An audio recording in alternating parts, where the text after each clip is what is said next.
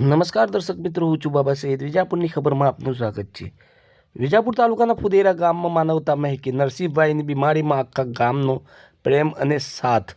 સમાચાર વિગતવાર જાય તો વિજાપુર તાલુકાના ફુદેરા ગામે વસતા વાલ્મીકી સમાજના અત્યંત ગરીબ પરિવારમાંથી આવતા નરસિંહભાઈ, જે ગામના એકમાત્ર સફાઈ કામદાર છે અને પંચાયતમાંથી મળતી આવક પર પોતાનું ઘર ગુજરાન ચલાવે છે, તે અચાનક ગંભીર બીમાર પડતા તેમની હાલત કફોડી બની હતી. હાલ તેઓ વડનગર હોસ્પિટલ ખાતે સારવાર હેઠળ છે.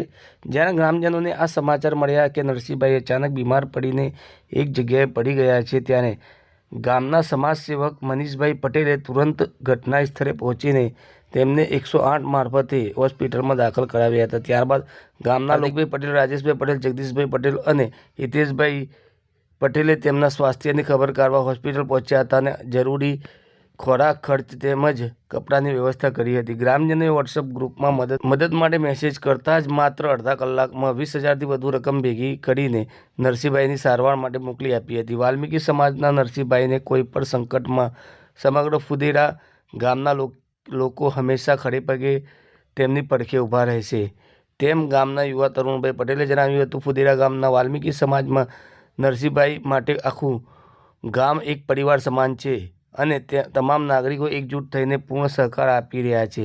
મહાત્મા ગાંધીજીનું અત્યંત પ્રિય ભજન વૈષ્ણવ ભજન તો તેને કહીએ જે પીડ પડાઈ જાણે રે આજે ફુદેરા ગામમાં સાકાર થયું છે. ગાંધીજી આ ભજનને એટલું પ્રેમ કરતા હતા કે તેમના દૈનિક પ્રાર્થનામાં આ સભામાં ભજન ગવાતું હતું. તેમના મતે આ ભજનમાં સાચા માનવીના ગુણોનું સુંદર વર્ણન છે. બીજાના દુઃખને પોતાનું દુઃખ સમજવું, સહાનુભૂતિ રાખવી અને નિસ્વાર્થ સેવા કરવી. ફુદેરા ગામના લોકોએ એક ગરીબ સફાઈ કામદારની પીડાને પોતાની પીડા સમજીને જે તવડીત તે ગાંધીજીના આ ભજનના સિદ્ધાંતને જીવંત કરે છે. આવી સહાનુભૂતિ અને એકતા જ ગાંધીજીના સપનાનું સાચું ભારત છે. આ ઘટના સાબિત કરે છે કે આજે પણ ગાંધીજીના વિચારો જીવંત છે અને ગુજરાતના નાના ગામડાઓમાં પણ માનવતા મહેકી રહી છે. નરસિંહભાઈને ઈશ્વર શીઘ્ર સ્વસ્થ કરે તેવું આપણે પ્રાર્થના કરીએ છીએ. આવા સમાચાર અપડેટ લઈને